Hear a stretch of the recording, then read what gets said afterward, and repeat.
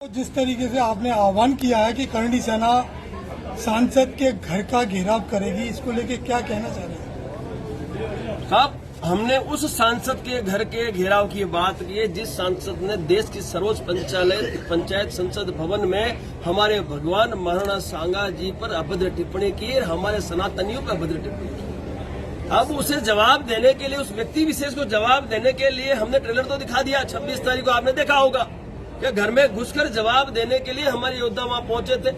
हमारे युवा प्रकोष्ठ जो राष्ट्रीय अध्यक्ष हैं श्री उपेंद्र राणा जी पहुंचे थे, उनके साथ हमारे वीरू प्रताप सिंह पहुंचे थे, सन्नी सिंह पहुंचे थे, उनके और कई हमारे योद्धा पहुंचे थे। लेकिन षड्यंत्र के तहत हमारे योद्धाओं पर हमला हुआ, जानलेवा हमला हुआ, पत्थरबाजी हुई। दुर्भाग्य देखो, हमारे बच्चों पे जो जख्मी हुए थे उन पर तो एफआईआर हो गई, लेकिन हमारी तहरीर के बावजूद भी आज तक उन लोगों पे एफआईआर नहीं जिन लोगों ने इस घटना को अंजाम दिया। अब 12 तारीख को 1:15 बजे गढ़ी रामी में कुबेरपुर में हमने रक्त स्वाभिमान सम्मेलन का आयोजन किया है और पूरे भारतवर्ष से लाखों क्षत्रिय और सनातनी वहां उपस्थिति दर्ज करवा रहे हैं। हमारी जो अपेक्षाएं हैं उसमें जो मुख्य अपेक्षा है, तुरंत प्रभाव से इसकी सदस्यता राज्यसभा से खत्म होनी चाहिए। इस पे राष्ट्रद्रोह का अपराध, इस पे होना, राष्ट्रद्रोह का इस पे केस होना चाहिए। और जिस तरह से उत्तर प्रदेश में यह चलन है कि अपराधियों के घर पे बुलडोजर चलाया जाता है, उसके घर पे बुलडोजर चलना चाहिए। उसके अलावा हमने अखिलेश जी से कहा है इसको तुरंत प्रभाव से आप निष्कासित करो।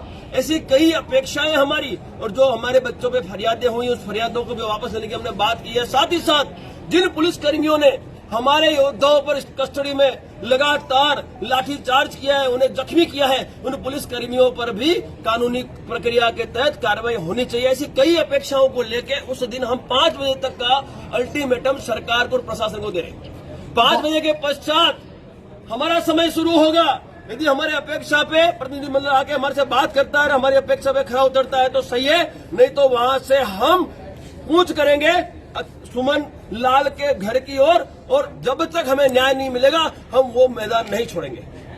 बात की जाए, करणी सेना बहुत सनातन धर्म के मानने वाली है, कहीं ना कहीं सनातन धर्म पर यह अटैक नहीं हुआ है? मैंने साहब वही तो आपसे कहा, उस व्यक्ति का स्टेटमेंट आप सुनना। संसद भवन में उस व्यक्ति ने ऐसा स्टेटमेंट दिया है जिसपे सनातनियों को उसने गद्दार कहा है। तो मैं आप सबसे पूछता हूं, मीडिया जगत से, जितने भी सनातनी इस भारत देश के, क्या हम गद्दार हैं?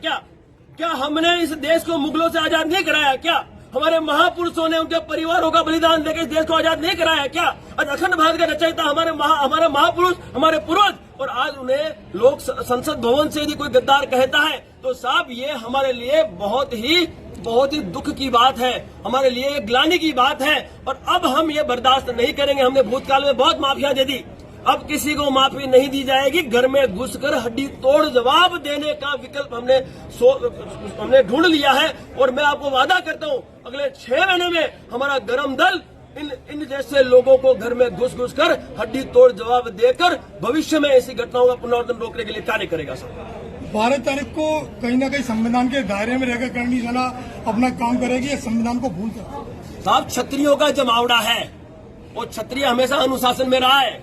यदि हमें छेड़ा जाएगा तो हम किसी को छोड़ेंगे नहीं। हम तैयारी में आ रहे हैं साहब, हम केसरिया झंडा और डंडे के साथ पहुंच रहे हैं। यदि हमें छेड़ा जाएगा, हमने क्या कहा, अनुशासन में है, हमारी अपेक्षा है, उन अपेक्षा पे सरकार अपनी सहमति दर्ज कराएगी तो ठीक है, नहीं तो जैसा समय वैसी प्रतिक्रिया आपको उस दिन देखने मिलेगी। मैं कुछ ज्यादा नहीं कहूंगा, लेकिन हम तैयारी में है। यदि न्याय नहीं मिला तो किसी भी हद तक जाने के लिए हम तैयार हैं। अखिलेश जी कह रहे हैं कि ये कहीं ना कहीं मुख्यमंत्री और केंद्र सरकार द्वारा कराया जा रहा हमला है, सनातन द्वारा। अरे अखिलेश जी की ना मती मारी गई।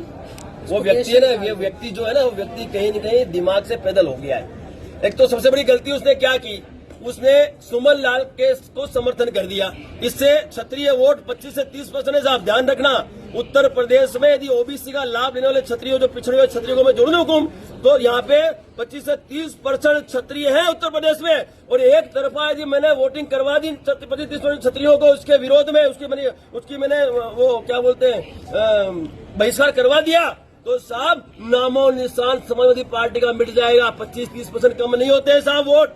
और सनातनी भी आज उनसे नाराज है, क्योंकि उसने उस व्यक्ति का सपोर्ट किया जो व्यक्ति हमारे महापुरुषों पे अभद्र टिप्पणी करता है। सीधी सीधी बात है साहब, सीधी सीधी एक ही बात है कि समाजवादी पार्टी के अध्यक्ष की मती मारी गई है, और तो और उनके जो चाचा जी हैं राम गोपाल यादव जी, उन्होंने करणी सेना को लेकर अभद्र टिप्पणी की है, उनको भी घर में घुसकर बहुत जल्दी जवाब देने की भी तैयारी है हमारी। चलिए।